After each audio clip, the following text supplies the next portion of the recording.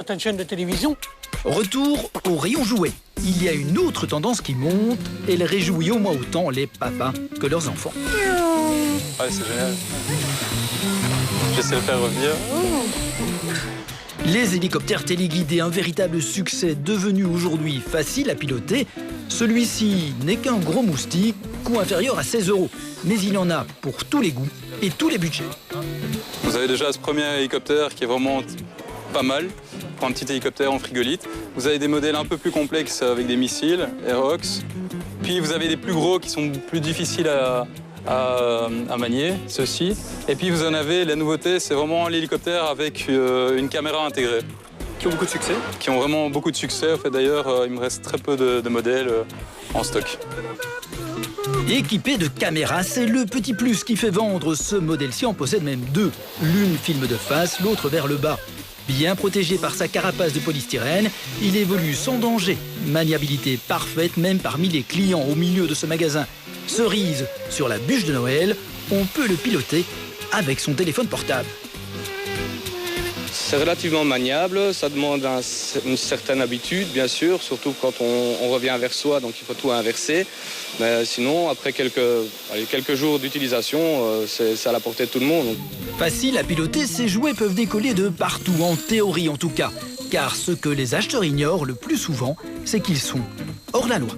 Voilà, selon la réglementation, les aéromodèles doivent décoller à partir de terrains qui répondent à certaines contraintes techniques. Par exemple, les terrains doivent être à un minimum de 200 mètres d'habitation, sauf s'il y a eu un accord des habitants, accord écrit, daté et signé, à 200 mètres d'autoroute, à 200 mètres d'autres zones de contrôle, comme par exemple les aéroports. Donc pas question de faire décoller ça de son jardin. Non, tout à fait, pas question. Pourtant, ces merveilleux objets volants suscitent bien des passions. Mais avec leurs caméras, ils sont potentiellement très indiscrets. Ils passent sans problème d'un jardin à l'autre, enregistrant au passage ce que le voisin préférerait peut-être garder pour lui. Avec ces nouveaux cadeaux à la mode, les limites du regard chez l'autre s'étendent soudain. Et cette caméra peut être commandée par l'émetteur. C'est-à-dire que quand je vais pousser sur le bouton qui se trouve là, vous allez voir, il y a une lampe rouge qui va s'allumer sur la caméra. Voilà, donc ça veut dire que l'hélicoptère est en train d'enregistrer des images, qui permet de faire des images aériennes, d'aller assez haut dans le ciel, de faire des mouvements et des choses comme ça.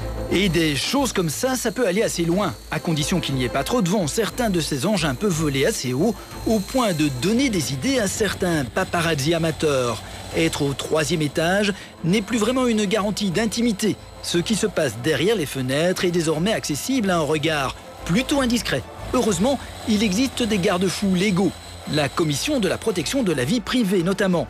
L'utiliser comme une caméra de surveillance en plein ciel, c'est réservé aux autorités. Si une caméra sur un hélicoptère, sur un support mobile était utilisée par un particulier, l'usage en serait de toute façon illégal puisque les caméras mobiles à des fins de surveillance ne sont autorisées que pour les forces de l'ordre.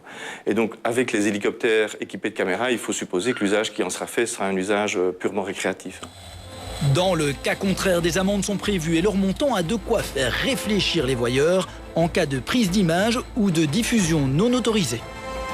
Donc les sanctions sont du même ordre, elles sont uniquement constituées d'amendes pénales, mais des amendes qui sont portées à des niveaux très très élevés, puisque l'amende maximum peut être de 150 000 €.